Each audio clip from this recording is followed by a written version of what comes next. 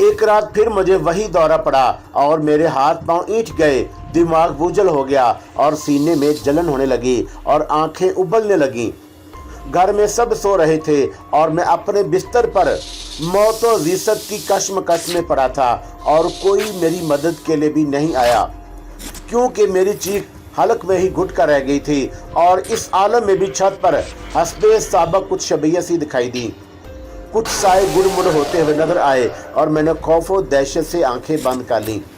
उसके बाद जो कुछ मैंने देखा और उससे मेरे जिस्म पर लर्जा तारी हो गया। उस महान देवी के शुभ नाम पर मैं तुझे आज्ञा देता हूँ कि अब होश में आ जा, आंखें खोल दे। जो सपना तूने देखा था उसे भूल जा, सब कुछ भूल जा। केवल इतना याद रख कि तुझे जीवन सुख चैन से बसर करना है, अपनी धर्म पत्नी का ध्यान रखना है, उस दयालु की सेवा करनी है जिसने कृपा करके तुझे सहारा दिया है।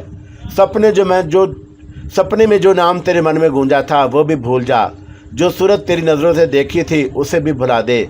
समय का इंतज़ार कर। जो भाग्य में एक बार लिख दिया गया वो अवश्य पूरा होगा। मैं बड़ी देर तक अपनी आवाज़ की गूंज सुनता रहा। फिर यूं लगा जैसे मेरी निगाहों के सामने तारी धुंध तेजी से छट गई हो। मैंने आंखें खोल दी। सिकंदर मेरे सामने बेसुध पड़ा था, लेकिन अब उसकी आंखों के पपोटे हिल रहे थे। वक्त गुजरता रहा। कमरे में मौत की सी खामोशी तारी हो गई। खलीक अहमद और रूही की बेचैन नज़रें भी सिकंदर के चेहरे पर मरकूज थीं। मैं भी उसी को देख रहा था। मेरे सीने में यादों का एक समंदर मुअज्जन था। लहरें ठाठे मार रही थी, बनोर उठ रहे थे, हवा के झक्कर चल रहे थे, शाय शाय की आवाज़ें में गूंज रही थी। फिर यकलक सिकंदर ने आंखें खोली तो सब के चेहरे खिल उठे। मेरी आंखें फरते जज्बात से नमनमाक हो गईं। मैंने अपने वजूद में उठते जज्बात के सामने बंद बांधने शुरू कर दिए। सिकंदर ने एक नज़र रूही पर डाली, खलीक अहमद को हैरत से देखा, फिर मुझे देखने लगा। तुम, उसकी नकाहत भरी आवाज़ मेरे कानों में रस घुल गई। तुम कौन हो? मेरे कदम लड़खड़ाते रह गए। सिकंदर को होश में देखकर मैं बहक जाता तो बात खराब हो जाती, मेरा चेहरा बेनकाब हो जाता तो सारा भरम खाक में मिल जाता। रूही के दिल को ठेस पहुंचती। खलीक अहमद की नज़रों में मेरी इज्जत दो कड़ी की न रहती। शायद सिकंदर भी नफरत से निगाहें फेर लेता, फिर बाकी क्या रह जाता। मैं तुम्हारा मित्र हूँ, मैंने दिल पर जबर करके संजीदगी से कहा। मैंने तुम्हें पहचाना नहीं। पहचान लोगे, इतनी जल्दी भी क्या है? मैंने बड़ी अपनाइयत से मैं मुस्कुरा दिया। जब आ गया हूँ तो आता जाता रहूँगा। तुम्हारा नाम क्या है? सिकंदर ने मुझे घूरते हुए पूछा। इस समय तुम्हें केवल आराम की ज़रूरत है। जहन पर कोई वज़न, कोई बोझ मत डालो। जब मुझे पहचान लोगे तो मेरा नाम भी तुम्हें याद आ जाएगा। मेरा ख्याल है कि मैं तुमसे पहली बार मिल रहा हूँ। उसका जहन बेदार हो रहा था। मैंने कहा ना कि तुम्हें आराम की ज़रूरत है। मेरी आवाज़ में गनूदगी शामिल हो गई। तुम आंखें बंद करके सो जाओ, दोबारा जागोगे तो तुम्हारे जहन पर कोई बोझ नहीं होगा। मैं फिर वापस आऊँगा, तुम किसी बात की चिंता मत करना। जो कुछ मैंने कहा है उसे याद रखना। सिकंदर ने मेरे मशवरे पर आंखें मूंद ली और मैंने दिल पर जबर करके उसे हसरत भरी नज़रों से देखा। फिर दूसरे कमरे में आ गया। खलीक अहमद के अलावा इस बार रूही भी मेरे पीछे पीछे आई। साधु महाराज, खलीक अहमद ने दूसरे कमरे में आकर बड़ी इनकसारी से कहा, हम किस ज़ुबान से आपका शुक्रिया अदा करें? अब बारी तो हम हैं तुम्हारे महाशय। मैंने दिल पर काबू पाते हुए जवाब दिया। तुमने एक बेसहारा की मदद की है, भगवान तुम्हारा भला करे। क्या होश में आने के बाद तो उनकी जहनी कैफियत? मैं रूही की आवाज़ सुनकर पलटा और उसने जुमला मुकम्मल नहीं किया। मैं उसकी परेशानी समझ रहा था। उसकी आंखों में गम के साए लर्ज रहे थे। उसकी आंखों से आंखें चार हुई तो मैं फिर गड़बड़ाने लगा। अगर हमें दोबारा आपकी ज़रूरत पड़ी तो कहाँ तलाश करें? खलीक अहमद ने दरमियान में बोलकर मुझे संभाल लिया। अब इसकी ज़रूरत नहीं पड़ेगी, मैंने बड़े इत्मीनान से कहा। फिर रूही की सिमत देखकर पूछा, तुम्हारे पति सपना देखने के बाद किसको आवाज़ें दे रहा था? कौन था वो? वो उनका गुमशुदा भाई जमशेद है। रूही ने नज़रें झुकाकर कहा। होश के आलम में भी अक्सर ही उसी का जिक्र करते हैं। तुमने कभी देखा है उन्हें? जी नहीं, रूही होंठ चबाने लगी। उन दोनों को बिछड़े एक तवील अरसा गुजर गया। चिंता मत करो, अब ये खुदा पर विश्वास करो, वो जो चाहे तो सब कुछ हो सकता है। मैंने सर्द आह भरकर जवाब दिया। हो सकता है कि तुम्हारे पति का भाई भी उसी तरह अचानक किसी रोज़ सामने आ जाए जिस तरह आज मैं आ गया। आमीन। रूही ने बड़ी अकीदत से कहा। मैं अब आगे चाहूँगा। मैं खलीक अहमद से मुखातब हुआ। समय ने इजाज़त दी तो फिर कभी मुलाकात होगी।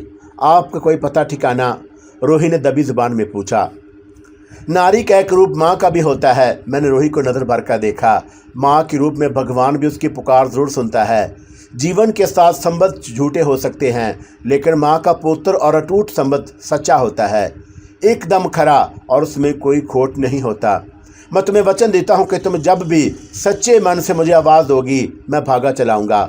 शुक्रिया। एक बात और, मैंने खला में घूरते हुए बराह रास्त रूही से कहा, सिकंदर आलम को अपनी तरफ से विश्वास दिला देना कि उसका भाई जिंदा है, इसी दुनिया में है, कहीं भटकता फिर रहा है। वो भी तड़प रहा है अपने भाई के लिए। राह की कठिनाइयों ने उसे रोक रखा है। एक दिन अवश्य आ जाएगा। मेरा आशीर्वाद तुम्हारे साथ है। ईश्वर तुम दोनों को सदा सुखी रखे। सिकंदर ने होश में आने के बाद आपके बारे में दरियाफ़त किया तो उसे क्या जवाब दिया जाए? खलीक अहमद ने दरियाफ़त किया। वो कुछ नहीं पूछेगा, सब कुछ भूल जाएगा। मैंने संजीदगी इख्तियार की। उसे उसी बिस्तर पर वापस पहुंचा दें जहां उसने सपना देखा था। वो नींद से जागेगा तो अपने भाई के सिवा सब कुछ भूल चुका होगा। अपने आप भी उसे कुछ याद दिलाने की कोशिश ना करें।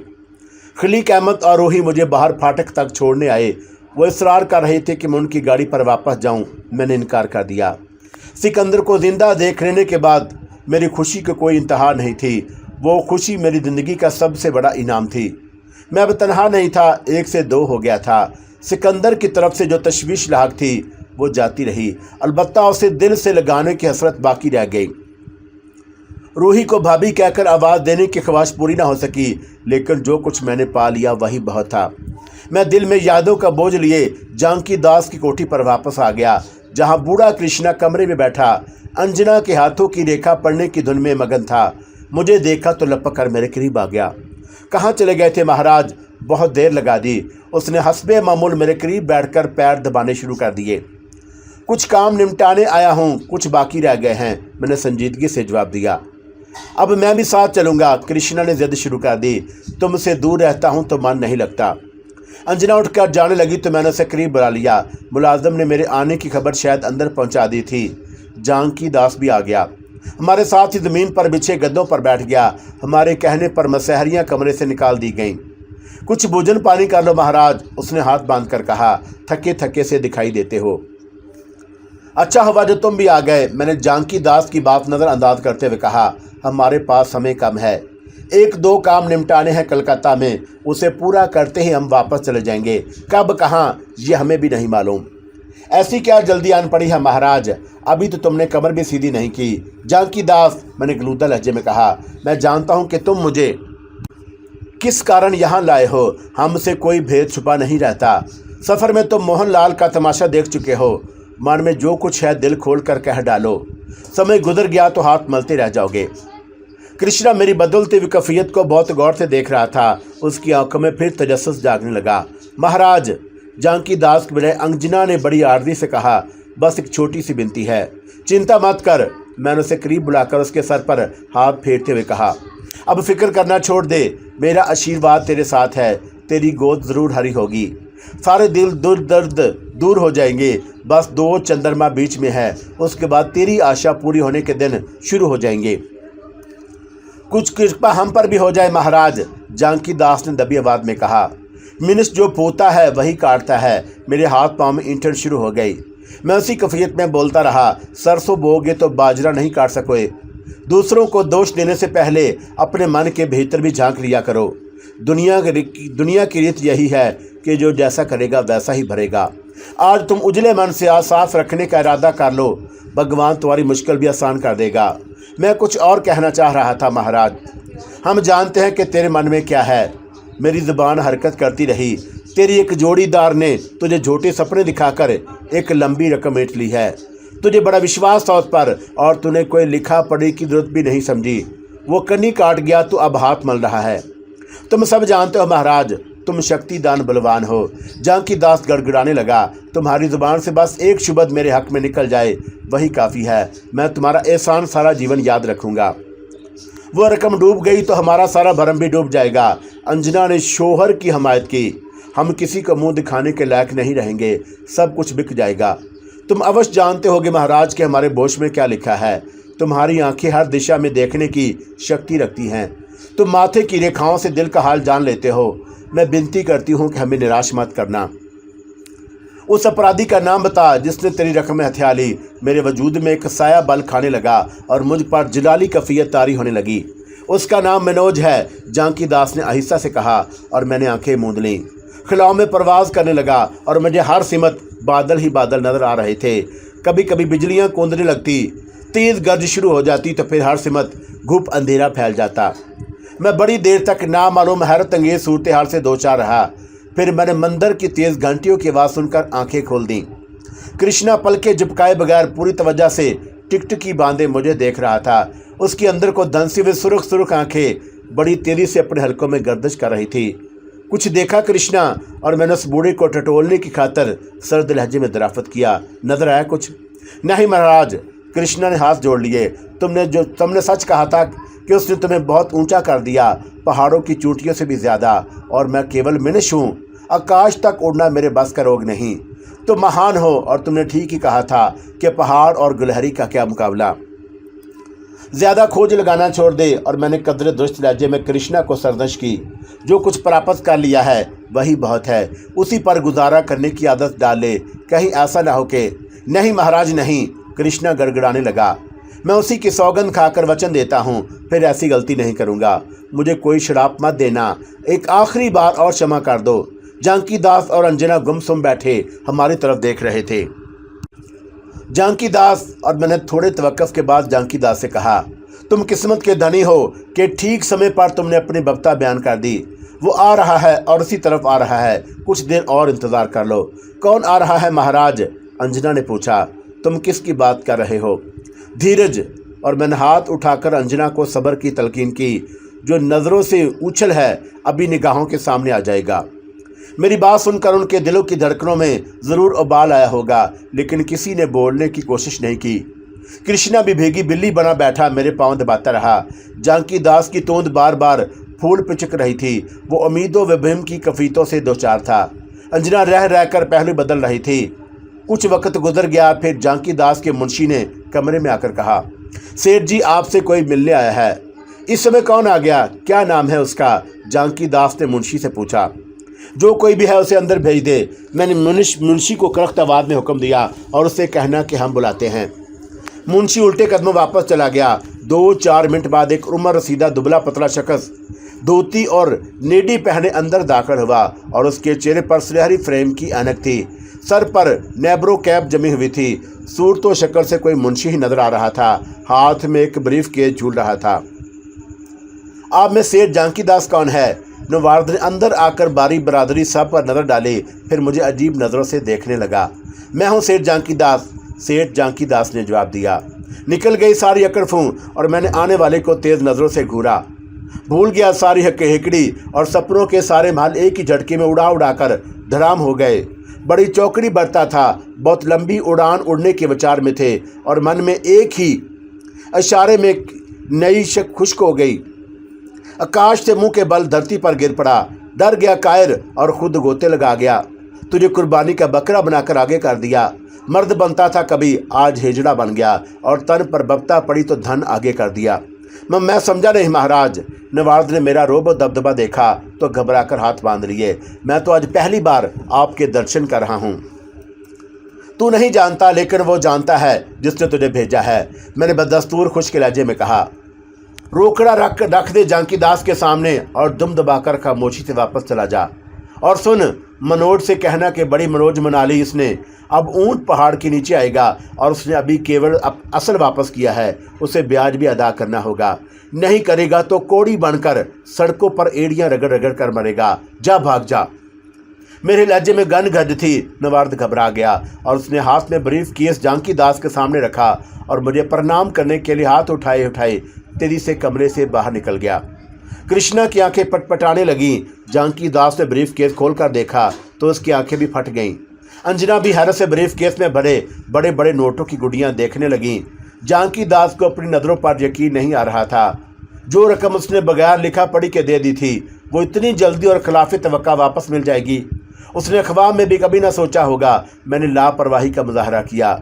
मैं जानता था कि जब तक कीचू का साया मेहरबान है, मैं जो चाहूँगा वो ज़रूर पूरा होगा, और उसने भी यही कहा था। महाराज, जानकी दास ने मेरे सामने दंडोत करते हुए बड़ी इनकसारी से कहा, तुम मेरे लिए धर्मात्मा का दूसरा रूप हो। मन चाहता तो अपने रोकड़ा गिन कर भी तसल्ली कर ले। मैंने बेजारी का आधार किया। मनोज ने तेरी डूबी हुई रकम की एक एक पाई लौटा दी है। खुद डर कर पीछे छुप गया, दूसरे को आगे बढ़ा दिया। मैं सारा जीवन तुम्हारा उबारी रहूंगा। जानकी दास झूमने लगा। और मेरे बड़े भाग्य जो सफ़र में तुमसे टकराव हो गया। मुझसे कोई भूल हो गई हो तो क्षमा कर देना। अब तुम जाकर चैन की बंसरी बजाओ। महाराज को 2 घड़ी आराम कर लेने दो। कृष्णा ने मेरे दिल की बात कह दी। जानकी दास ब्रीफ केस लेकर अंजना के साथ कमरे से बाहर चला गया। मैंने दूसरी करवट बदल ली। कृष्णा मेरी पिंडलियों पर आहिस्ता आहिस्ता मक्खियाँ मारने लगा। उसी शाम मैं जॉर्ज को तलाश करने निकल पड़ा। कृष्णा मेरे साथ था। हम दोनों जानकी दास को चमचमाती गाड़ी में बैठे सफ़र कर रहे थे। उसका ड्राइवर बड़ी मुस्तैदी से गाड़ी ड्राइवर कर रहा था। जानकी दास के बेहद असरार के बाद मैंने उसकी गाड़ी में सफ़र करने पर अपनी रजामंदी का इजहार किया था। कृष्णा ने भी यही मशवरा दिया था और मैंने उसकी बात मान ली। पैदल सफ़र करने में रास्ते में साधु और पिंडत पुजारियों से भी टकराव हो सकता था। वो पेशानी पर उसका निशान देख लेते तो भीड़ जमा हो जाती, हमें दामन छुड़ाना मुश्किल हो जाता। सिकंदर से मिल लेने के बाद मैं कलकत्ता में ज़्यादा नहीं रुकना चाहता था। मुझे और भी बहुत सारे काम निपटाने थे। आग और पेट्रोल का साथ भी दानिशमंदी के मुनाफी होता। कलकत्ते में रहता तो सिकंदर से दूर नहीं रह सकता था। सिकंदर से बार बार मिलता तो किसी वक्त सब तो ज़बत का दामन तार तार भी हो सकता था। सारे मंसूबे धरे के धरे रह जाते, सारी एहतियातें बेकार जाती। मैंने तय कर लिया था कि रियासत राजेपुर से फारग होकर लौटूंगा तो सिकंदर से इत्मीनान और सुकून से मिलूंगा। मैं रात गए तक अपने मौसन, अपने दरीना दोस्त जॉर्ज की तलाश करता रहा। हर उस ठिकाने पर गया जहां उसके मिलने का इम्कान था। सारे गुत्थे, सारी ताड़ी खाने और वो तमाम बार खंगाल डाले जहां मुझे साफ लेकर जाया करता था। उसका कोई सुराग नहीं मिला। फिर एक झोंपड़े नुमा होटल के बूढ़े मुलाजिम ने मेरी मुश्किल आसान कर दी। मेहनत मजदूरी करने के दौरान 1-2 बार मैंने और जॉर्ज ने उस होटल में भी खाना खाया था और मैंने मुलाजिम को जॉर्ज का तफसीली हुलिया बताया तो उसने मुझे बहुत गौर से देखा। तुम उसे कैसे जानते हो? वो मेरा पुराना वाकफकार है। कभी हमने अपना बड़ा वक़्त एक साथ मिलजुल कर गुजारा था। और मैंने धड़कते हुए दिल से पूछा, क्या तुम जानते हो कि वो कहाँ मिल सकता है? उसका एड्रेस तो एकदम सीधा और आसान है। बूढ़े मुलाजिम ने बड़े तलख अंदाज में मुस्कुराकर जवाब दिया।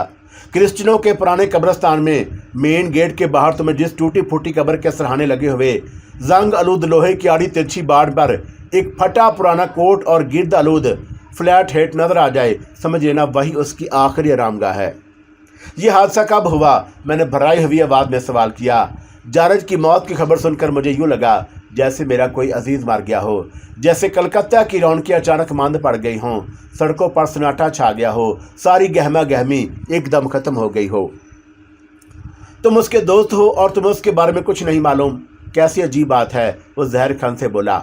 अब तो स्टोरी फ्लैश हो गया और साधु महाराज दी एंड, खलास। कभी फुर्सत मिले तो उसका गिरीव बाड़ पर जाकर उसे लौट ज़रूर कर लेना। Land salute to George Washington, God bless him. उसके हाथ के इशारे के सीने पर सलीब का निशाना बनाते बड़े ज़ख्मी लहजे में कहा। बड़ा ग्रेट आदमी था, मरते मर गया लेकिन ज़ुबान बंद रखा। वो सच बोलता था। ये कलकत्ता साला बड़ा हरामी शहर है, किसी के साथ वफा नहीं करता। कब वरा वो? मैंने मध्यम आवाज़ में पूछा। 1 हफ्ता पहले की बात है, बूढ़े ने कहा। वो इधर ही बैठा बैठा खाना खा रहा था। पुलिस की गाड़ी आकर रुकी, उसको घेर लिया, चारों तरफ से फिर रोई की तरह धुलसना शुरू कर दिया। जॉर्ज चिल्लाता रहा, लोगों को मदद के लिए पुकारता रहा। कोई साला करीब नहीं आया। सब हरामी लोग दूर खड़ा तमाशा देखता रहा। पुलिस वालों ने मार मार कर उस गरीब का कचूमर निकाल दिया। बार बार एक ही सवाल करते थे, टोनी का पता दे, लेकिन जॉर्ज ने ज़ुबान नहीं खोला। अक्खा टाइम ज़ुबान बंद रखा। फिर पुलिस वाले उसे अपने साथ ही ले गए। तीसरे दिन उस गरीब की लाश फेंक कर चले गए। हमने चंदा इकट्ठा करके उसे दफना दिया। टोनी कौन था? फ्रॉडिया था, पॉकेट मारता था, कई बार सजा भी काट चुका था। बड़ा चलता पुरजा था मगर पुलिस के रगड़े में आ गया। बूढ़े ने तफसील बताई। जॉर्ज उसका दोस्ती ज़्यादा पुराना नहीं था लेकिन दोनों का उठना बैठना एक साथ था। पुलिस का ख्याल था कि जारज को उसका एड्रेस, पता, ठिकाना मालूम होगा, लेकिन उसने टोनी के बारे में जुबान नहीं खोली। किसी गाहक ने आवाज़ लगाई तो बूढ़ा गाड़ी के पास से हट गया और मैंने ड्राइवर को इशारा किया। गाड़ी चल पड़ी। मैं आंखें बंद करके जारज के बारे में सोचता रहा। वो गरीब ज़रूर था, लेकिन बड़े दिल का मालिक था। हर शख्स की मदद करना अपना फ़र्ज समझता था। खुद भूखा रहता, लेकिन दूसरों को भूखा नहीं देख सकता था। दिन भर गधे की तरह काम में जुटा रहता, 4 पैसे खून पसीना बहाकर कमाता, लेकिन रात को किसी ठरा खाने में बैठकर दारू पी डालता। शराब के नशे में उसकी बातें किसी फ़लसफ़ी से कम नहीं होती थीं। बड़ा यारबाश आदमी था। छोटे बड़े सब से बहुत झुककर मिलता। सबको समझाता था कि किसी के फड्डे में पाँव मत डालो, लेकिन खुद हर शख्स की मुसीबत और आड़े वक्त में काम आने की खातिर पेश रहता। मरा भी तो किसी की दोस्ती की खातिर। हो सकता था उसे टोनी का पता ना मालूम रहा हो, इसलिए ज़ुबान बंद रखी हो, मगर मैं उसकी तबीयत से वाकिफ़ था। अगर उसे टोनी की खैर खबर होती तो भी वो पुलिस के सामने ज़ुबान कभी ना खोलता। दोस्ती में दगा करना उसके नज़दीक सबसे बड़ा गुनाह था। किस विचार में खो गए महाराज? कृष्णा ने मेरी कैफियत महसूस करते हुए कहा। जाने वाले वापस लौट कर नहीं आया करते। वो मेरा सबसे अजीज़ दोस्त था। मैंने सरधा भरे। कलकत्ता जैसे शहर में उसने कदम कदम पर मेरा साथ दिया था। उसकी जगह कोई और होता तो कई मौक़ों पर पीठ दिखा जाता, लेकिन वह हर महात पर मेरे साथ साथ डटा रहा। बड़ी खूबियों का मालिक था। मैं भी तुम्हारा सेवक हूँ। कृष्णा ने आर्जी का इजहार किया। तुम्हारे चरणों की धूल, कभी मुझे भी सेवा का मौका दो महाराज। तुम्हारी आज्ञा पर मैं अपनी जान भी दे सकता हूँ। मैं जानता हूँ कृष्णा कि तुम बड़े दिल गुर्दे के मालिक हो। मैंने उसे सराहने की कोशिश की। तुम्हारी जगह कोई और होता तो शायद मेरी जान का लागू बन जाता। रास्ते में आए हुए पत्थर को तो लोग ठोकर मारकर हटा देते हैं, मगर तुमने ऐसा मत कहो महाराज। उसने जल्दी से कहा। अपने अपने भाग्य की बात है। तुमने उसे पा लिया और मैंने तुम्हें पा लिया, हिसाब बराबर हो गया। तुम्हारी मंतक भी निराली। मैं मुस्कुराया और मेरे अंदर तुम्हें क्या खूबी नजर आ गई। कभी मेरी नज़रों से देखो महाराज। वो बड़ी अकीदत से बोला। तुम्हारे अंदर मुझे उसकी झलक नजर आती है, उसकी छाया दिखाई देती है। वो तुम्हारे मन में रहती है। मैं तुम्हारे चरणों में उसी बहाने कभी कभी उसकी परछाएं देख लेता हूँ। अब कहाँ चलना है महाराज? बड़े चौक से गुजरते हुए ड्राइवर ने सवाल किया तो मुझे यक लख्त बानो याद आ गई। मैंने सोचा क्यों ना एक नज़र उसके कोठे में भी झांकता चलूँ। हो सकता है कि वह अभी तक दहलीज पर नजरें जमाए मेरा रास्ता तक रही हो सकता है कि उसने सिरे से नाचना गाना ही बंद कर दिया हो। उस गलीज जगह को छोड़कर किसी दूसरे इलाके में मुंतकिल हो गई हो। यह भी हो सकता था कि पुलिस के कुछ सादा लिबास वाले अभी तक उसके कोठे के आसपास मुझे शिकार करने की खातिर मंडला रहे हों। मुझे देखकर भूखे गिद्ध की तरह टूट पड़े और मेरे दिल में खुलबली सी मची थी। बन्नो बेगम के कोठे पर ही मेरे हाथ इंसान के खून से रंगे थे और वहीं से मेरे और पुलिस के दरमियान चूहे बिल्ली का खेल शुरू हो गया था। मैं डाली और गुड्डे के साथ उनके दस्तरस से दूर निकल गया। वो टापते रह गए, मगर उन्होंने हार नहीं तस्लीम की होगी। मुझे शहरों शहरों गांव गांव तलाश किया होगा। हो सकता है कि कुछ खोजी रियासत रानीपुर की तरफ भी गए हों, लेकिन बेनीलो मराम वापस लौट आए हों। किसी के वहम गुमान में भी नहीं हो सकता था कि जमशेद आलम कानून की नज़रों से फरार एक कातिल मोहनदास के रूप में प्रकाश बोन में विनय चंद्र के नायब के सिया से धूम मचा रहा होगा। बानो की ये याद किसी जहरीले नाग की तरह मेरे वजूद को डसने लगी और मैंने दिल को मार लिया। साधुओं के हुलिये में मेरा किसी तवाफ के कोठे पर जाना मुनासिब नहीं था। कीचू ने मेरी पेशानी पर अपने नाम की छाप लगा दी थी। आलाबाद में सरे राह मिलने वाले मोहम्मद साधु ने मेरे माथे की रेखा को देखकर यही बात कही थी कि कृष्णा भी यही कहता था कि मैं जहाँ जाता साधु और पिंडत पुजारी उसके हवाले से मुझे घेर लेते। कृष्णा की मौजूदगी का भी ख्याल था और मैं उसे अपने माजी के पहले संगे मील पर साथ नहीं ले जाना चाहता था, जहाँ से मेरी ज़िंदगी ने एक मोड़ इख्तियार किया था। मैं बानो की तरफ जाने का इरादा तय कर दिया और मुझे आबद शरादी का ख्याल आ गया। वो भी कलकत्ता में रहता था और उसने भी मेरे बुरे वक्तों में मुझे पहचाना था। महज रस्मी जुमले नहीं अदा किए थे, मेरी मदद भी की थी। मुझे अपने साथ अपने बंगले पर ले गया, हर तरह से मेरा ख्याल रखा। कलकत्ता से उसको मिले बगैर चले जाना बड़ी मायूब बात होती। मैंने ड्राइवर को आबद शेरादी के घर का पता समझाकर उधर चलने का हुक्म दिया। आबद शेरादी से मुतल्लक बहुत सी खुशगवार और कुछ तलख यादें भी वाबस्ता थीं। गाड़ी सड़कों पर फराटे भरती रही। मेरा जहन मेरी बाजी की यादों में गोता लगाता रहा। कृष्णा ठोड़ी सीने पर टिकाए अपने सोचों में गुम था। मेरे दिल में फिर सिकंदर का ख्याल उभरा। कीचू ने गलत नहीं कहा था कि वो खरिये से है, और मैंने खुद अपनी आंखों से देख लिया था। सिकंदर ने रूही के बारे में जो कुछ कहा था वो भी गलत नहीं था। उसे ख्वाब की बातें याद नहीं थी, लेकिन मुझे एक एक हरफ याद था। कुछ देर बाद मुझे दूर से आबद शिरादी का बंगला नजर आया, तो मैंने गाड़ी कुछ फासले पर ही रुकवा दी। मैं नीचे उतरने लगा तो कृष्णा हड़बड़ाकर जाग उठा और मेरा हाथ थाम कर बोला, मैं भी तुम्हारे साथ चलूंगा महाराज, तुम अंदर चले जाना, मैं बाहर खड़ा तुम्हारी राह तकता रहूंगा। मैंने इनकार नहीं किया। कृष्णा खुश हो गया और हम साथ साथ कदम बढ़ाने लगे। आबद शिरादी का बंगला करीब आ चुका था। कृष्णा ने मेरा हाथ थाम लिया। महाराज, उसने सरगोशी की, एक बात कहूँ, अगर तुम बुरा ना मानो, कहो। मैंने उसे वजाहत तलब नज़रों से देखा। तुम्हारा इस समय अपने मित्र के घर जाना ठीक नहीं। क्यों? और मैं कृष्णा की बात सुनकर चौंका और मैं उसकी सलाहियतों का जिक्र पहले भी कर चुका हूँ। कीचू को पा लेने की आरज़ू में उसने देवी देवताओं को राज़ी करने की खातिर बरसों रियासतें की थीं। नफ्सकशी के अमल से गुजरा था, बहुत कुछ हासिल कर चुका था, और मैं उसकी मावराई कुव्वतों का तमाशा भी देख चुका था। मैं इस मकान पर कुछ पलीद साए मंडलाते देख रहा हूँ। कृष्णा ने आबद शिरादी के बंगले की सिमत इशारा करते हुए बड़े संजीदगी से कहा, तुम्हारा इस समय वहाँ जाना ठीक नहीं होगा, बात बढ़ जाएगी। क्या मतलब? तुम्हारा मित्र इस समय घर पर नहीं है। कृष्णा ने फिदा में कुछ सूंघते हुए कहा, मैं पूरे विश्वास से कह रहा हूँ महाराज, वो किसी जंजाल में फंस गया है, तुम्हें उसकी सहायता करनी होगी। कृष्णा की बात मेरी समझ में नहीं आई और मैंने कदम आगे बढ़ाए, लेकिन फिर रुक गया और आबद शिरादी के बंगले से कोई निकल कर बाहर आ रहा था और मैं अपनी जगह खड़ा रहा। वो करीब से गुजरने लगा तो मैंने उसे शिनाख्त कर लिया। वो आबद शिरादी का पुराना मुलाजम बाकर था। एक बार बानों से मिलने की तड़प में कुछ रुपयों की खातिर मुझे उसके आगे भी हाथ फैलाना पड़ गया था, और मैंने उसका नाम लेकर आवाज़ दी तो वह रुक गया। करीब आकर मुझे हैरत से घूरने लगा। मैंने उस पर खुद को ज़ाहिर करना मुनासिब नहीं समझा। साधुओं वाले रूखे अंदाज में बोला, मुझे तेरे साहब से मिलना है, उन्हें जाकर खबर दे के मैं आया हूँ। साहब घर पर नहीं हैं, बाकर ने होंठ चबाते हुए जवाब दिया। फिर बोला, तुम उस साहब को किस तरह जानते हो? समय बर्बाद ना कर, मैं जानता हूँ कि तेरे साहब किसी जंजाल में घिरा है। मैंने कृष्णा की बात को आजमाना चाहा। एक बार तेरे साहब ने हमारी सहायता की थी, आज मैं उस भले मांस की मदद करने आया हूँ। तुम सही वक्त पर आए हो साधु महाराज, बाकर ने बड़े दिल गिरफ्ता लहजे में कहा। साहब 2 महीने से जेल में हैं। जेल में? मैं हैरत से उछल पड़ा। हाँ महाराज। बाकर ने मुख्तसरन तफसील बयान की। उन पर बैंक में 10 लाख रुपए गबन करने का इल्ज़ाम है। मुकदमा चल रहा है, कल शायद फैसला भी सुना दिया जाए, लेकिन मेरा दिल गवाही देता है कि ये साहब बेगुनाह हैं। उन्हें किसी दुश्मन ने फंसवाया है, कोई घर का बेदी भी हो सकता है। मैं साहब के हक में दुआ कर रहा हूँ। बुजुर्गों के मज़ार पर चादर चढ़ाने की मन्नत भी मान रखी है।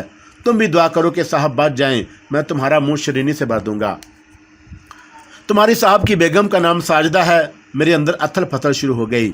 घर के बेदी के हवाले से मेरे ज़हन में फ़िरोज़ नामी उस शख्स का मनहूस तस्वर उभरा, जो एक तरफ आबद शिरादी से दोस्ती का भरम भरता था और दूसरी तरफ उसकी इज्जत पर डाका मार रहा था।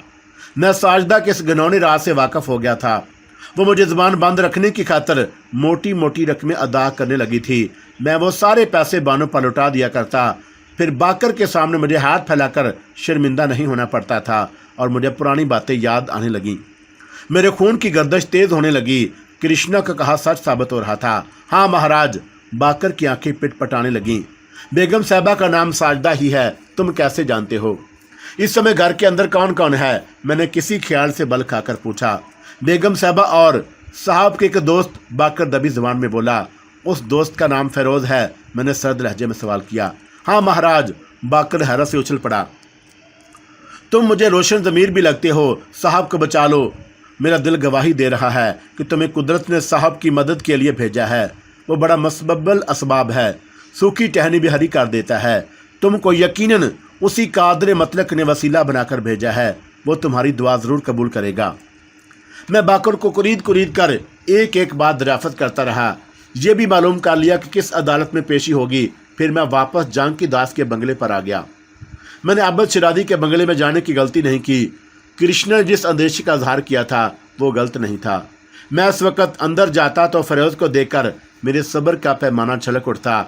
बात बढ़ जाती तो आबद शिरादी के केस पर भी उसका बुरा असर पड़ सकता था। रात भर मैं आबद शिरादी के बारे में सोचता रहा। साजिदा और फरोज के नाजायज तलकात की कहानी मुझसे ढकी छुपी नहीं थी। मैं साजिदा को रंगे हाथों पकड़ चुका था। उस ख्याल से जुबान बंद कर रखी थी कि मामला तूल पकड़ जाएगा। फिर कुछ कहने सुनने का मौका भी नहीं मिल सका। बन्नो बेगम और बख्तावर के खून से हाथ रंगने के बाद मैं जज के मशवरे पर सीधा स्टेशन गया। वहाँ से गाड़ी पकड़कर बम्बई फरार हो गया। सिकंदर, जारज और बानो के ख्याल से कलकत्ता ना आता तो शायद मुझे आबद शिरादी के बारे में कोई इतला भी ना मिलती। कुछ भी हो सकता था। दूसरी सुबह मैं उस अदालत में जा पहुंचा जहां आबद शिरादी के केस का आखिरी फैसला सुनाया जाने वाला था। कृष्णा भी मेरे हमरा था। मैंने पिंडत पुजारियों की नज़रों से बचने की खातिर अपनी पेशानी पर पीले रंग का एक बड़ा रुमाल बांध लिया था और उसके बावजूद कुछ पुजारियों ने मुझे घेरने की कोशिश की। कृष्णा उन्हें दरमियान में आकर टालता रहा। हम 9 बजे ही अदालत पहुंच गए। मैं और कृष्णा अदालत के कमरे के अंदर पिछली नशस्तों पर बैठे आबद शिरादी के केस का इंतज़ार कर रहे थे। ठीक 11 बजे केस की पेशी का ऐलान हुआ। मैं आबद शिरादी को देख रहा था कि साजिद फरोज के साथ कमरे में दाखिल हुई। वो अगली नशस्तों पर बैठ गई। केस की कार्रवाई शुरू हुई। वकील अपने आखिरी दलाल पेश करने लगे। आबद शिरादी बदस्तूर नजरें झुकाए मुजरिमों की तरह खड़ा रहा। महाराज, अचानक कृष्णा ने सरगोशी की। तुम आज्ञा दो तो मैं तुम्हारे मित्र की कोई सहायता करूं। तुम क्या करोगे? मैंने होंठ चबाते हुए पूछा। तुम्हारा मित्र निर्दोष है, उसने बड़े यकीन से कहा। मेरी नजरें दोषी को पहचान चुकी हैं। कौन है वो? मेरा दिल धड़कने लगा। वो जो पहली कतार में किसी नारी के साथ गुसर पुसर कर रहा है। कृष्णा ने फरोज और साजिदा की सिमत इशारा किया। केवल तुम्हारी आज्ञा की जरूरत है महाराज। उसकी गर्दन उस तरह पकड़ूंगा कि मौत भी उसे मेरे चुंगल से नहीं बचा सकेगी। एक बात का ध्यान रहे, मैंने अपनी रजामंदी का इजहार दबी जुबान में किया। मेरे मित्र और उसकी धर्मपत्नी पर कोई आंच ना आने पाए। ऐसा ही होगा महाराज। तुम बात सेवक की पुश्त पर नजर रखना। कृष्णा ने पुष्य से टेक लगाकर ठोड़ी सीने पर रख दी और आंखें वो पहले ही मूंद चुका था। अंदाज ऐसा था जैसे गहरी नींद सोने का इरादा रखता हो। मैं वकीलों के दलाइल सुनने लगा। फिरोज ने साजिदा के कान में कुछ कहा। साजिदा कसमसाने लगी। आबद शिरादी ने एक बार भी नजरें उठाकर किसी को देखने की कोशिश नहीं की। वकीलों ने बहस समेटी तो अदालत में कुछ देर के लिए सन्नाटा तारी हो गया। जज का कलम सामने रखे कागज पर चलने लगा। शायद वो कोई आखिरी नतीजा अखद कर चुका था।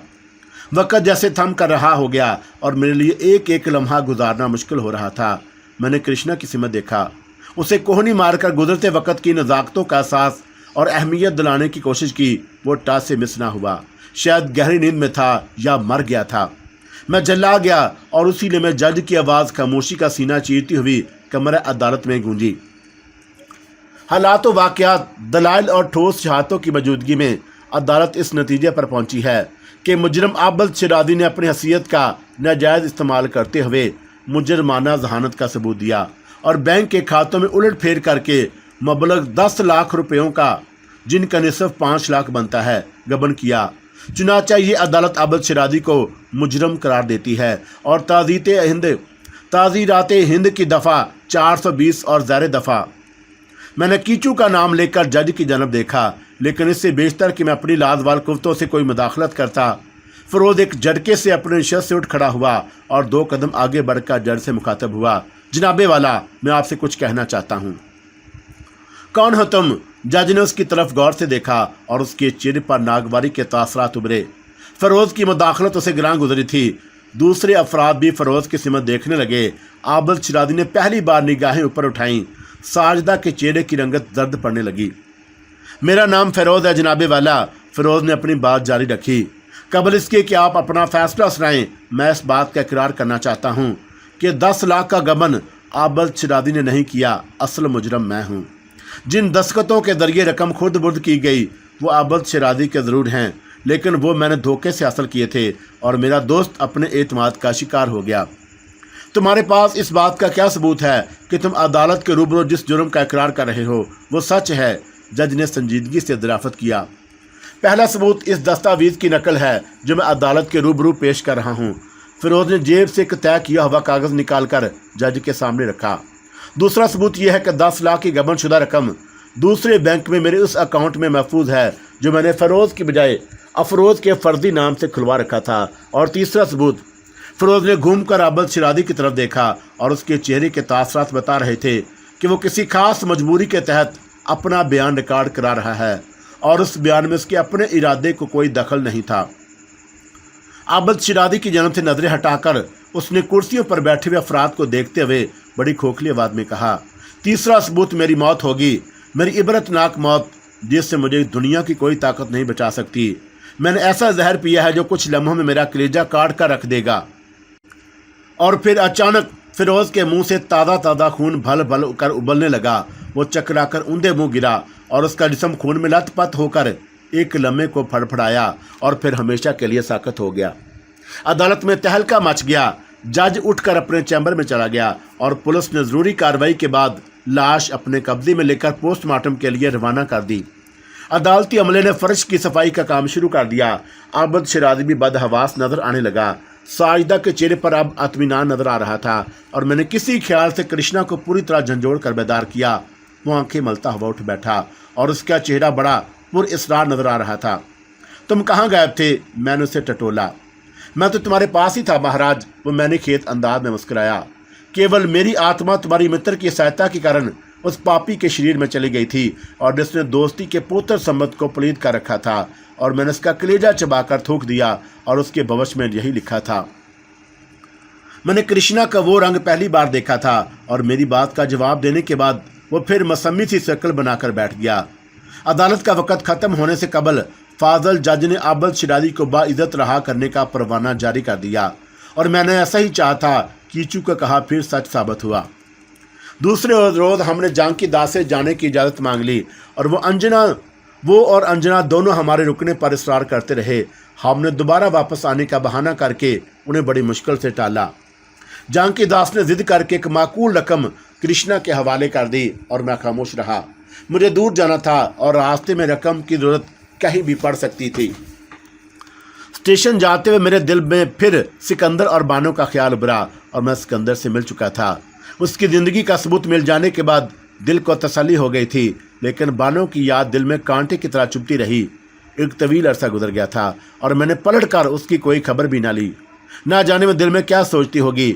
मुमकिन है वो मुझे भी आम आशिकों की फहरिस्त में शुमार करके फरामोश कर चुकी हो। उसके कोठे पर बेशुमार ऐसे तमाशबीन होंगे जिन्होंने अपनी मोहब्बत का यकीन दिलाने की सर तोड़ कोशिश की होगी। उसे शराफत की ज़िंदगी गुजारने के ख्वाब दिखाकर अपने साथ फरार होने पर उकसाया होगा। वो जहां दीदा थी किसी के फ्रेम में नहीं आई होगी और उसका काम दूसरों को अपने जाल में फांसना था। खुद दूसरों के जाल में कैसे फंस सकती थी। उसे इल्म होगा कि मुस्तकबल के सुहाने ख्वाब दिखाने वाले ज़्यादा देर तक साबित कदम नहीं रहते होंगे और नफस की तशंगी को सैराब करने के बाद बीच रास्ते से फरार होकर कोई नया रुख इख्तियार कर लेते हैं। मगर मेरे सिलसिले में उसने रवायती तवाइफों का किरदार अदा करने की कोई कसर नहीं छोड़ी थी। कोई साजिश होती तो मैं बन्नो बेगम और बख्तावर को कत्ल करने के बाद उसके कोठे से फरार ना हो सकता। वो मुझे तनहा भाग जाने का मशवरा भी ना देती। मेरा दिल कहता था कि बानो ने मेरा इंतज़ार ज़रूर किया होगा। हो सकता है कि पेट का ईंधन भरने की खातर अभी तक तमाशबीनों की महफिल में खुद तमाशा बन रही हो, लेकिन उसके दिल के नहा खानों में कहीं ना कहीं मेरे वजूद का अक्स ज़रूर होगा। जब भी कोई गाहक उसे अपनी झूठी मोहब्बत का यकीन दिलाता होगा, उसे मेरी याद ज़रूर आती होगी। शायद वो उसी याद के सहारे ज़िंदगी के दिन काट रही हो। मुमकिन है कि मेरी तरफ से एक एक करके सारी उम्मीदें टूट जाने के बाद उसने मेरी आस को दफना दिया हो सकता था कि थक हार कर खुद दफन हो गई हो। अशाक ने उसके जनाजे को कांधा देकर आखिरी आरामगाह तक पहुंचा दिया हो। मेरे नसीब में ये सआदत भी नहीं लिखी थी। कलकत्ते के स्टेशन पर लोगों का हजूम था। मैंने गाड़ी से उतरने से बेशतर अपनी पेशानी के रेखाओं को छुपाने की खातिर पीले रंग का बड़ा रुमाल बांध लिया। कब तक इस तरह उसकी निशानी को ढांपते फिरोगे? कृष्णा ने मुझे एहसास दिलाया। जो महान होते हैं, जिनकी आंखों के आगे कोई दीवार, कोई रोक टोक नहीं होती, वो तुम्हें हर हाल में पहचान लेंगे। मैंने कोई जवाब नहीं दिया। एक जगह दीवार के सहारे टिक कर खड़ा हो गया। कृष्णा मेरी हदायत पर बम्बई के टिकट लेने चला गया। बम्बई में मेरा कोई अजीज़, कोई रिश्तेदार नहीं था। कभी डाली वहाँ रहा करती थी, अब वो भी ना जाने कहाँ होगी या मेरी वजह से हालात की भीड़ चढ़ गई होगी। मैं एक नज़र उसके ठिकाने पर जाकर दिल की तसल्ली चाहता था। बस एक मुहिम सी उम्मीद थी कि शायद जगदीप ने उसे तरस खाकर छोड़ दिया हो, उसके आदमी ने डाली को रियासत के दूर से बाहर जाने को कहा हो और वो महकूम बनकर फिर बम्बई आ गई हो। एक कयास था, एक मफरूज़ा था, टमटमाते दिए कि कमज़ोर सी किरण थी, लेकिन मैं उसे भी नज़रअंदाज नहीं कर सकता था। डाली के एहसानात बेशुमार थे, मैं उन्हें किस तरह फरामोश कर देता। उसकी खातर तो अभी मुझे बहुत सारे कर्ज चुकाने थे। बम्बई से होकर रियासत राजेपुर जाना था, जहाँ यादों के न जाने कितने लम्हे मेरे लिए मुंतज़िर होंगे। मैं अपने ख्याल में गुम था कि 2-3 अफराद मेरे पास आकर खड़े हो गए। मेरा माथा ठनका, कहीं ना कहीं कोई गड़बड़ ज़रूर थी। उनकी नज़रों में तजस्सुस था और मेरे सामने खड़ा वह शख्स मुझे टटोलती हुई नज़रों से घूर रहा था। उसके साथ ही मेरी दाएं बाएं मौजूद थे। मुमकिन है कि और कुछ और भी कहीं आसपास मौजूद हों जिन्हें मेरी नज़रें न देख सकी हों। मेरे दिल की धड़कनें तेज़ हो गईं। जहन में एक ख्याल बड़ी सूरत से उभरा, कहीं वो सादा लिबास वाले तो नहीं जिन्हें एक अरसे से बनो बेगम और उसके कातल की तलाश थी। मुमकिन है कि उन्होंने मुझे सादों के हुलिये में भी शिनाख्त कर लिया हो, मुझे तफ्तीश की गर्ज से खरीदना खंगालना चाहते हों। कहाँ से आ रहे हो महाराज, कहाँ जाना है? सामने खड़े हुए शख्स ने, जो सूरत व शक्ल से ही गाक नजर आ रहा था, मुझे मुखातब किया। हम कोई सेवा करें, अपना रास्ता नापो बालक। और मैंने उसे सर्द नज़रों से घूरा। साधुओं से छेड़छाड़ अच्छी नहीं होती। तुम्हारा शुभ नाम क्या है? उसने दबी ज़ुबान में सवाल किया। मेरी बात का उस पर कोई असर नहीं हुआ था। तुम्हें किसकी तलाश है? मैं गैर इख्तियारी तौर पर पूछ बैठा। तुम्हारे ही जैसे एक साधु की, जो कुछ दिनों पहले आलाबाद से कलकत्ते आया था, उसने चुभते हुए अंदाज में कहा। और मैं चौंका। आलाबाद के हवाले पर मुझे अपना चचा दाद भाई बख्तियार याद आ गया, जिसे मैं मौत के घाट उतार आया था, और शायद सुल्ताना ने पुलिस को मेरा हुलिया बता दिया हो। बख्तियार ने मुझे बताया था कि गजाला का शोहर बम्बई पुलिस में इंस्पेक्टर के ओहदे पर फायज था और उसे भी अपने साले की मौत की इत्तला ज़रूर होगी और वो भी सरगर्म हो गया होगा। बात समझ में आ रही थी। ठठोल कर रहा है और मैंने खुद को संभाला। तुम्हारे साथ एक और भी था, उसने ज़हर खान से इस्तफार किया। वो कहाँ है? मैं उसे टालने की कोशिश में पीछे-ताप खाता रहा। वो पंजे झाड़कर पीछे पड़ गया था। स्टेशन पर हजूम ना होता तो मैं उसे गुस्ताखी की सज़ा ज़रूर देता, मगर इस वक्त कोई हंगामा खड़ा करना मुनासिब नहीं था। बात अखबारात तक पहुंच जाती तो जान की दास और खलीक अहमद भी खामोश न बैठते। नई कहानी शुरू हो जाती। वो मुझे आलाबाद ले जाते तो सुल्ताना पहली नज़र में हम दोनों को शनाख्त कर लेती। बात ताज़ा थी। हालात की छानबीन शुरू होती। मुमकिन था कि पुरानी फाइलें भी गर्दिश में आ जाती। कमर जगदीप को भिनक मिलती तो वो भी अपने असरो रोक समेट कर मैदान में आ जाता। जोड़ से जोड़ मिलते रहते। मैं कीचों की मावरई कुव्वतों को कहाँ कहाँ इस्तेमाल करता। एक हंगामा खड़ा हो जाता। चारों तरफ तहलका मच जाता।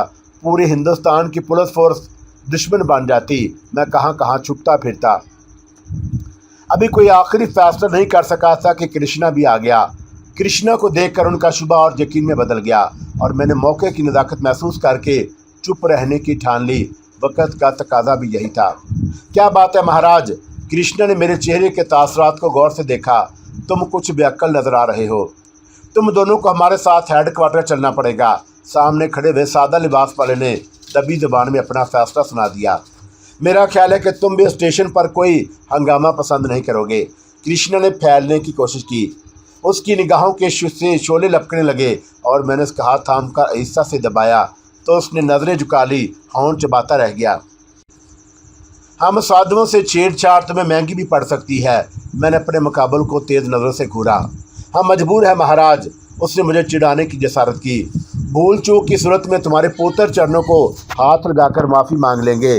तुम दयालु नज़र आते हो, क्षमा कर देना। महाराज से ऊंचे सुरों में बाल बोल रहा है। कृष्णा की पेशानी पर फिर सिलवटें उभर आईं। नहीं कृष्णा नहीं। मैंने आंखों के इशारे से कृष्णा को ठंडा रहने की तलकीन की। ये मूर्ख लोग किसी और के धोखे में हमें घेरने की हमाकत कर रहे हैं। इन्हें इनकी मनमानी कर लेने दो, हम बाद में ज़ुबान खोलेंगे। जो आ गया महाराज। कृष्णा समुंदर के झाग की मानस बैठ गया और मैं उसका हाथ थाम कर स्टेशन से बाहर निकला। सादा लिबास वालों की तादाद 8-10 से कम नहीं थी। उन्होंने हमें चारों तरफ से घेर रखा था। बाहर तारीख शीशों वाली एक लंबी सी गाड़ी पार्क थी और उसके आसपास भी कुछ लोग मंडला रहे थे। हमें आता देखकर वो भी चौकस हो गए और मेरे उल्टे हाथ पर वही सादिल बास वाला था जिसने मुझ पर शक किया था। उसने आगे बढ़कर गाड़ी का दरवाज़ा खोला और मैंने कोई मज़ाहमत नहीं की। इत्मीनान से कृष्णा का हाथ थामे पिछली नशस्तों पर बैठ गया। गाड़ी चल पड़ी और मैंने आंखें मूंद लीं। कृष्णा ने कसमसाना शुरू कर दिया। सादल बास वाले अफीसर का नाम कैप्टन श्रीनाथ था। वो खुफिया ब्रांच का सबसे ज़हीन और चालाक अफसर समझा जाता था और कई ऐसे पुराने केसों को बड़ी कामयाबी से निपटा चुका था जो पुलिस ने तफ्तीश के बाद सर्द खानों में डाल दिए थे। बड़ी सख्त गिर तबीयत का मालिक था। कारकर्दगी की बिना पर उसे हुकूमत की तरफ से खास मराआत भी हासिल थी। सिफारिश सुनना उसके असूल के खिलाफ था। बिला वजह किसी को अजियत देना भी उसे पसंद नहीं था। वो अपनी जहानत से इस किस्म के सवालात करता कि मुजरम गड़बड़ा जाता। एक बार उसे यकीन हो जाए कि तफ्तीश कुंदा अर्तकाब जुर्म कर चुका है तो फिर मैं उसके साथ किसी किस्म की रियायत भी नहीं करता था। मखसूस कैदियों को वो पुलिस हेडक्वार्टर ले जाने के बाद आबादी से दूर वाक़ उस बंगले में ले जाता जो उसे हुकूमत की तरफ से ख़ास तौर पर दिया गया था। उस बंगले की चार दीवारी में सिर्फ उसी का हुक्म चलता था। वहाँ ऐसे तमाम ज़रूरी साजो सामान मौजूद थे जो ख़तरनाक से ख़तरनाक मुजरम की ज़बान खुलवाने में भी बड़े मौसर साबित होते थे। कैप्टन श्रीनाथ अपने मातहतों का इंतखाब भी खुद करता और उसकी कसौटी पर पूरा उतरने वाले अफराद के लिए ये शर्त ज़रूरी नहीं थी कि वो ईमानदार भी हों। वो सिर्फ उसी के हुक्म के पाबंद थे। जब तक मुजरम इकबाल जुर्म ना कर ले उसे बिला वजह तशद्दुद का निशाना ना बनाया जाए।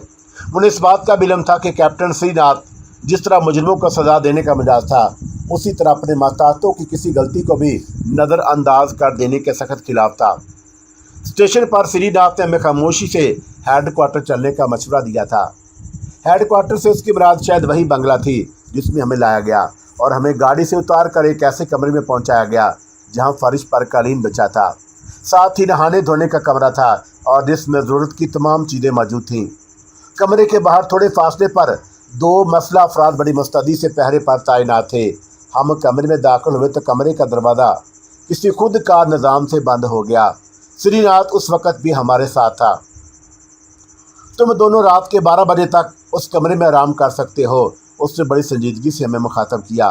12 बजे तक मेरा कोई आदमी तुम्हें डिस्टर्ब नहीं करेगा। मैं बिला वजह तशद्दुद करने का आदी नहीं हूँ। तुम दोनों आपस में सलाह मशवरा कर सकते हो। उसके बाद मेरा रवैया तुम लोगों के साथ किस किस्म का होगा इसका इन्हसार तुम्हारे ऊपर है। वो बोलते बोलते एक लम्हे को खामोश हुआ और उसकी निगाहों में आहनी चट्टानों जैसी सख्ती नजर आ रही थी। चेहरा किसी किस्म के जज्बात के अक्कासी से यकसर आ रही था। उकाबी नज़रें बारी बारी हमारे चेहरों पर मुख्तलिफ जावियों से चकराती रहीं। फिर उसने कहना शुरू किया, हमारे पास तुम्हारे जुर्म के कुछ ठोस सबूत मौजूद हैं। बाकी सबूत में मिल जाएंगे और उसके बाद शायद तुम्हें आराम और सुकून का एक लम्हा भी मुयस्सर ना आ सके। हमें किस जुर्म में गिरफ्तार किया गया है? मैंने संजीदगी से पूछा। बस करो महाराज, कैप्टन ज़हर खान से बोला। सुल्ताना कल तक यहाँ पहुँच जाएगी। उसकी शिनाख्त कर लेने के बाद तुम्हें फांसी के तख्ते से कोई शक्ति नहीं बचा सकेगी। तुमने इंस्पेक्टर साबर अली का नाम भी ज़रूर सुना होगा। वो अपने नाम की ज़िद वाक़या हुआ है। आज किसी वक्त वो भी हमारे साथ होगा। तुम चूहे दान में पूरी तरह फंस चुके हो। तुम्हें यह धर्म कर्म का समांग बदलना होगा। मेरी बात ध्यान से सुनो कैप्टन। और मैंने श्रीनाथ को तेज़ नज़रों से घूरते हुए कहा, तुमने गलत आदमियों पर हाथ डाला है। हम किसी सुल्ताना या इंस्पेक्टर साबर से कोई जानकारी नहीं रखते। स्टेशन पर हमने तुम्हारे अफसरी की लाज रख ली। तुम्हारे साथ खामोशी से चले आए। अब अगर तुम मुक्ति चाहते हो तो हमें हमारे राह जाने दो। समय बर्बाद करने से तुम्हें कुछ भी प्राप्त ना होगा। कलकत्ता आने से पहले तुम कहाँ थे? श्रीनाथ ने मुझे सपाट नज़रों से घूरा। इलाहाबाद में। मैंने बेजिगरी का मुजाहरा किया। और क्या तुम बख्तियार नामी किसी मकतूल से कोई समत रखते हो? बख्तियार? और मैंने बुरा सा मुँह बनाया। ये शुभ नाम मैं तुम्हारी ज़ुबान से पहली बार सुन रहा हूँ। तुम इलाहाबाद से कलकत्ते कब आए थे? 4 रोज़ बेशतर। मैंने बड़े इत्मीनान से जवाब दिया। क्या ये भी इत्तेफाक है कि तुम दोनों 4 रोज़ पहले इलाहाबाद से रवाना हुए और 4 रोज़ पहले ही इलाहाबाद में बख्तियार नामी शख्स का खून हुआ? श्रीनाथ निचले होंठ चबाते हुए बोला। और मकतूल की बेवा ने जो हुलिया बयान किया वो भी तुम दोनों से मिलता जुलता है। तुमको विश्वास नहीं आता तो अपनी मानमानी भी कर लो। कृष्णा तलमला उठा। लेकिन एक बात कान खोल कर सुन लो, तुमने महाराज का अपमान करके अच्छा नहीं किया। तुम्हारा नाम क्या है? कैप्टन ने कृष्णा की बात नज़रअंदाज करके बराह रास्त मुझसे सवाल किया। बड़े अचंभे की बात है बालक, मैंने उसका मज़ाक उड़ाने की कोशिश की। तुम कहते हो कि हमारे खिलाफ तुम्हारी पटारी में बहुत सारे सबूत बंद हैं, लेकिन तुम हमारे नाम भी नहीं जानते।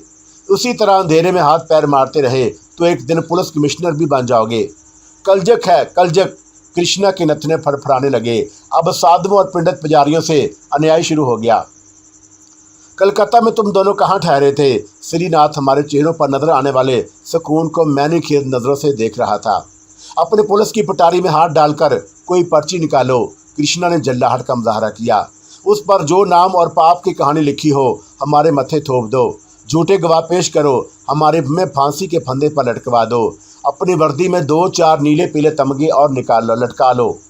मेरा मशवरा है तुम दोनों 12 बजे तक आराम कर लो। हो सकता है कि तुम्हारी खोपड़ी की गर्मी उस समय तक कुछ ठंडी पड़ जाए। उसके बाद मैं बोलूँगा और तुम चेहरे लटकाए खड़े होगे। श्रीनाथ अपनी बात मुकम्मल करके चला गया। कमरे का खुद का दरवाज़ा बंद हो गया और मैं और कृष्णा तनहा रह गए। श्रीनाथ ने जाते जाते जो कुछ कहा था वो गलत भी नहीं था। आलाबाद से सुल्ताना आ जाती, बम्बई से गजाला का शोहर इंस्पेक्टर साबर अली भी आ जाता तो वक़्त की डोर हमारे हाथों से निकल जाती। हमें जो कुछ करना था उसमें देर हो जाती तो खेल खराब हो जाता। मेरे पैरों में बेड़ियाँ पड़ जाती। सबसे ज़्यादा खुशी कमर जगदीप को होती। सारा प्रोग्राम चौपट हो जाता, सारे काम अधूरे रह जाते, बादी हमारे हक में मात हो जाती। बसात पर धूल ही धूल नजर आती, फिर कोई मौका न जाने कब हाथ आता। महाराज, श्रीनाथ के जाने के बाद कुछ देर बाद कृष्णा ने मेरे करीब आकर सरगोशी की। मेरा एक कहा मानोगे क्या? तुम खामोशी से निकल जाओ, मैं उनके रास्ते में घुप अंधेरा कर दूंगा। उनकी निगाहें तुम्हारे शरीर को नहीं छू सकेंगी। वो अंधे हो जाएंगे, बहरे हो जाएंगे। तुम सीना ताने लंबे लंबे डग मारते निकल जाओ और मैं उन सब को तिगनी का नाच नचाकर तुम्हारे पास आ जाऊंगा। देर मत करो, देर हो गई तो हमारा रास्ता खोटा हो जाएगा। मैंने कृष्णा को घूर कर देखा और मेरी आंखों की सुर्खी देखकर कृष्णा खोल कर रह गया। तुम जैसा विचार कर रहे हो महाराज, वैसा मेरे मन में नहीं है। वो भीगी बिल्ली बन गया। मैं तुम्हें अपनी शक्ति से नीचा दिखाने का सोच भी नहीं सकता और मैंने तुम्हें वचन दिया है, जीवन में कभी तुमसे नजरें चार करने की कोशिश नहीं करूँगा। मेरा विश्वास करो, मेरे मन में कोई खोट नहीं है। मैं उसका सच्चा सेवक हूँ। तुम्हारा और उसका संजोग हो चुका है, फिर मैं तुम्हारे खिलाफ सर किस तरह ऊंचा कर सकता हूँ? कृष्णा मेरे मन का भेद जानकर माफ़ी तलाफी करने लगा। वो जो कुछ कह रहा था वो गलत भी नहीं था। हमें देर नहीं करनी चाहिए थी। स्टेशन पर हुजूम की वजह से मैंने कोई हंगामा मुनासिब नहीं समझा। अब कोई भीड़ भाड़ नहीं थी। किस्मत अच्छी थी जो हमें पुलिस हेडक्वार्टर नहीं ले जाया गया, आबादी से दूर एक बंगले में रखा गया। सितारों की चाल हमारे हक में थी। जहाँ मेरे हाथ ढेर सारे खून में रथ चुके थे, वहाँ 8 बन की नफरी और मेरे हाथों अपने अंजाम को पहुँच जाती तो कौन सी क़यामत आ जाती। मैंने होंठ सख्ती से बेच लिए। कीचू ने कहा था कि मैं जो चाहूँगा वो पूरा होगा और अब तक यही होता चला आया था। मैंने आंखें बंद करके सबसे पहले कैप्टन श्रीनाथ को अपनी मावराई कुव्वत का निशाना बनाने की ठान ली। वो ट्रेन का इंजन था, इंजन नकारा हो जाता तो पूरी गाड़ी ठप हो जाती। जब तक दूसरा इंजन पहुंचता हम कई स्टेशन आगे निकल चुके होते। हमारे खिलाफ सारे सबूत, सारे गवाह धरे के धरे रह जाते। अभी मैंने आंखें बंद की थी कि कीचू के जिस्म से फूटने वाली मखसूस महक कमरे में फैल गई और मैंने जल्दी से आंखें खोल दी। कीचू का नामुकम्मल साया फिजा में धुआं बनकर लहरा रहा था। कृष्णा फर्श पर ऊंधा पड़ा था और उसकी आंखें हल्कों में साकत होकर रह गई थी। शायद वो कीचू के दीदार का मुतहम्मल नहीं हो सका था और मैंने उस पर ज़्यादा तवज्जो नहीं दी। कीचू के पुर इसरार साए को धुएं की शक्ल में मुतहरक देखता रहा। मैं आ गई हूँ जमशेद, अब तुम्हें कोई चिंता करने की ज़रूरत नहीं। उसकी आवाज़ मेरे कानों में गूंजी। आशा, और मैंने धड़कते हुए दिल से कहा, जो मेरा सुराग पा गए हैं, सुल्ताना ने उन्हें मेरा हुलिया बता दिया। मेरी फाइल दोबारा खुल गई। चूहे बिल्ली का खेल शुरू हो गया तो बहुत समय बीत जाएगा। मुझे अभी आगे भी जाना है। निराश मत हो जमशेद, मैं तुम्हारे साथ हूँ। और उसकी आवाज़ में एतमाद था। रास्ते में छोटी मोटी खटाइयाँ तो आती रहती हैं। सुल्ताना का खौफ मन से निकाल दो। वो बख्तियार के गम में दीवानी हो गई है। जब तक होश में नहीं आएगी तुम्हें कोई शनाख्त नहीं कर सकेगा। श्रीनाथ ने जो फाइल बनाई है वो भी जलकर राख हो गई और मैंने तुम्हारा रास्ता साफ कर दिया है। श्रीनाथ भी तुम्हारे खिलाफ ज़बान नहीं खोल सकेगा। तुम्हें केवल एक काम करना है। वो क्या? गजाला का पति घंटे 2 घंटे में पहुंचने वाला है। तुम उसका क्रियाक्रम कर दो और सीना तान कर अपनी मंजिल की ओर निकल जाओ। कीचू की मशहूर कौन आवाज़ मेरे कानों में गूंजती रही। एक बात और, जब तक मेरी छाया तुम्हारे साथ है कोई तुम्हारा कुछ नहीं बिगाड़ सकता। तुम मेरा नाम लेकर जो चाहोगे वो तुरंत पूरा होगा, परंतु ध्यान रखना मन में किसी और नारी के साथ पाप का विचार नहीं आना चाहिए। तुम केवल आशा के लिए हो और मैं तुम्हारे पास दोबारा आऊँगी। मैंने भगवान से दूसरे जन्म की प्रार्थना की है, तुम मेरा इंतज़ार तुम्हें करना पड़ेगा। आशा, मैंने तड़प कर कहा, और तुम्हारे बिना जीवन में कोई मज़ा कोई चाव नहीं रहा। हिम्मत से काम लो जमशेद, तुमने ही मेरे पास आने में देर कर दी थी। उसके लहजे में शिकवा था। और तुमने बुला लिया होता मैंने शिकायत की। जो भाग्य में लिखा था पूरा हुआ। मैं जा रही हूँ और समय कम है। जो मैंने कहा उस बात पर ध्यान रखना। वो जितनी जल्दी में आई थी उतनी ही जल्दी में वापस लौट गई। मैं आंखें झपकाता हो रह गया। दिल का सारा गुबार दिल में रह गया और उसके जाते ही कृष्णा भी आंखें पिटपटाता हुआ खड़ा हो गया। होंकों की तरह आंखें फाड़े चारों तरफ देखने लगा। क्या तलाश कर रहे हो? मैंने पूछा। वो अभी यहाँ आई थी महाराज। वही देवी, हृदय की ठंडक, आंखों की लोट और मन का चैन। कृष्णा ने शायरी शुरू कर दी। तुमने उसे ज़रूर देखा होगा। मैं जानता था कि वह तुम्हें बेकल देकर अवश्य तुम्हारी सहायता को आएगी। वो क्या कह गई है? कुछ सेवक को भी बता दो। और मेरे नयन तो जन्म जन्म के प्यासे थे, आज भी प्यासे ही रह गए। वो कह रही थी कि मैं तुम्हें अपने चरणों से कभी दूर ना करूं, और मैंने उसे तसल्ली दी। सच महाराज, कृष्णा खुशी से खिल उठा। और तुम दास के साथ मस्करी तो नहीं कर रहे? बुरी बात है कृष्णा, मैंने उसे मुस्कुराकर सरदश की। जो बात दो जोगियों के बीच हो वो तीसरे को नहीं बताई जाती। कृष्णा ने शर्मिंदगी से गर्दन झुका ली, लेकिन बड़ी देर तक वो नाक से शू शू की आवाज़ें निकालता रहा। शायद कीचू की खुशबू सूंघ रहा था, और मैं कीचू के आ जाने के बाद पूरी तरह मुतमिन हो गया। अब मुझे किसी बात का खतरा नहीं था, और मैंने कालीन पर बैठकर पुशे दीवार से लगा दी। पैर पे सारे तो कृष्णा जल्दी से करीब आकर पिंडलियां दबाने लगा, और मैंने आंखें मूंद ली। कीचू के तस्वर में गुम हो गया। दूसरी बार मुझे कृष्णा ने बेदार किया, और मैं शायद कीचू के तस्वर से खेलते खेलते नींद की वादियों में भटक गया था। मैंने आंखें खोली तो कृष्णा के जगाने की वजह समझ में आ गई। कमरे में हमारे अलावा 2 अफराद और भी थे। एक कैप्टन शरीनाथ और दूसरा दोहरे बदन का एक दराज कद शख्स, जो मुझे बड़ी कीना तोड़ नज़रों से घूर रहा था। जवाब में मैंने भी उसे तेज नज़रों से घूरा, तो फिर शरीनाथ बोला, तुमने तो रात 12 बजे तक आराम करने का समय दिया था। मेरा लहजा बेहद तलख हो गया। 2 घंटे पहले ही टांग घसीटने आ गए। क्या पेट में कोई नया ब्रोड शुरू हो गया? हमें सख्ती पर मजबूर मत करो महाशय। श्रीनाथ एकदम ही पटरी से उतर गया।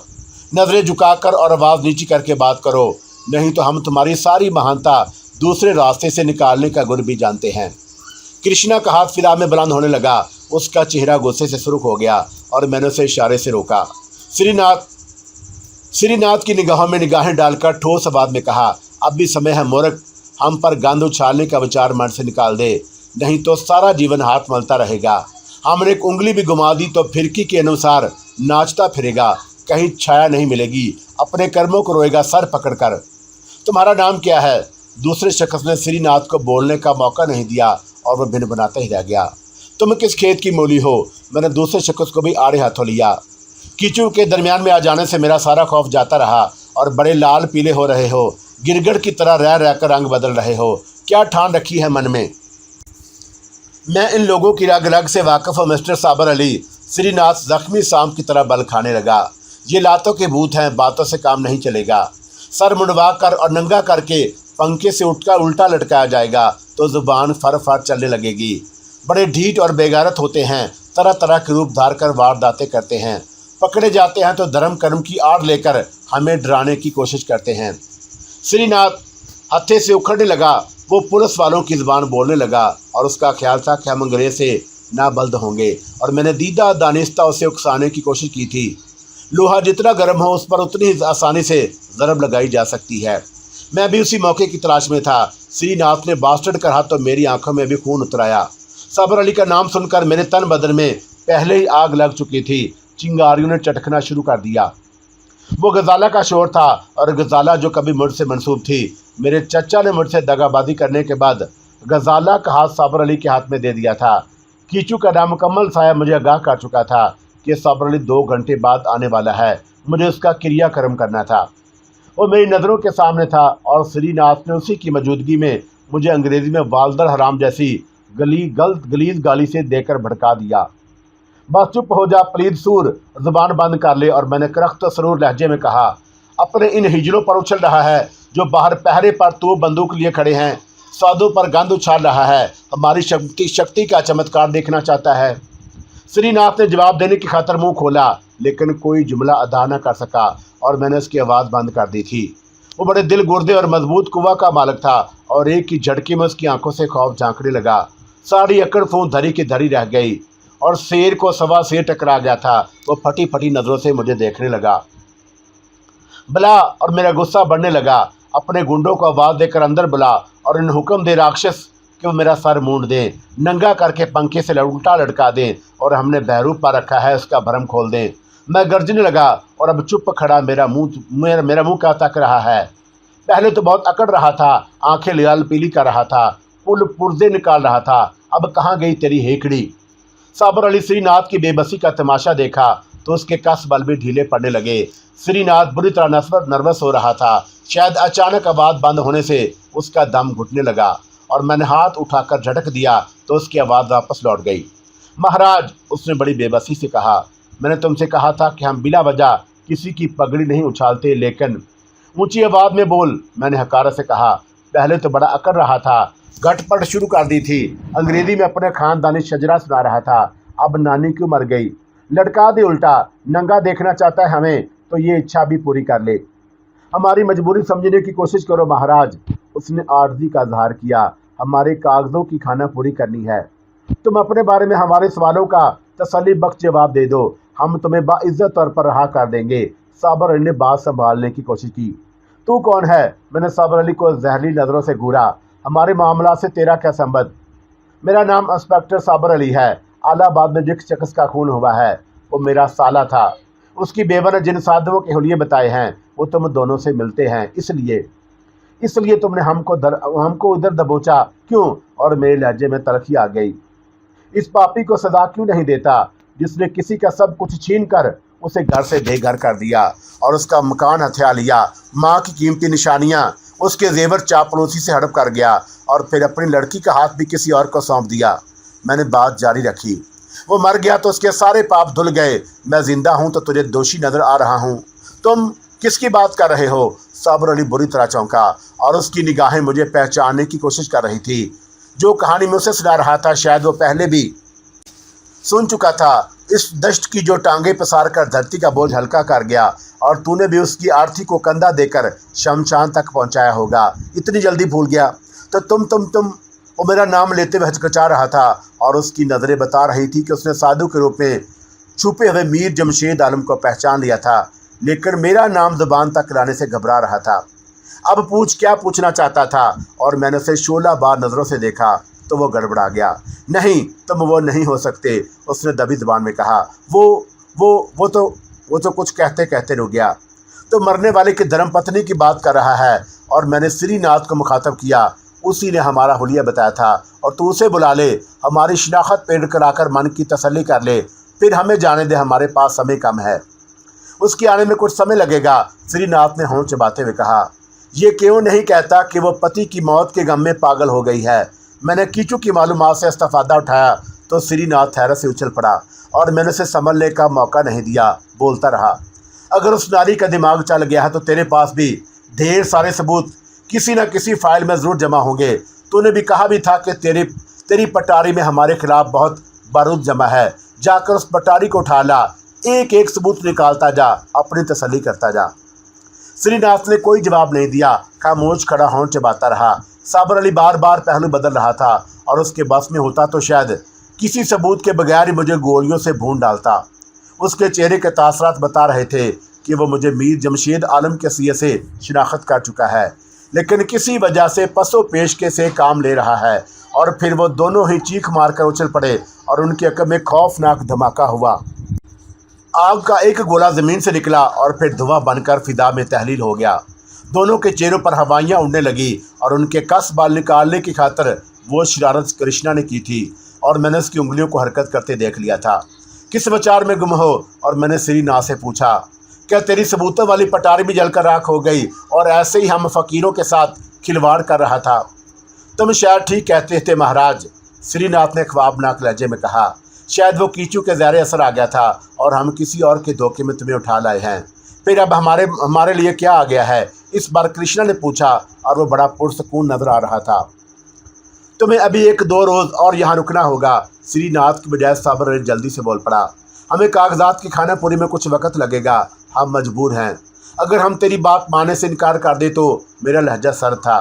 तो एक सूरत और भी हो सकती है, साबर अली ने जल्दी से कलाबाजी खाई। हम तुम दोनों का एक फ़ोटोग्राफ लेने के बाद तुम्हें जाने की इजाज़त दे सकते हैं। उसने अपनी बात जारी रखी। और यहाँ से कहाँ जाने का इरादा है?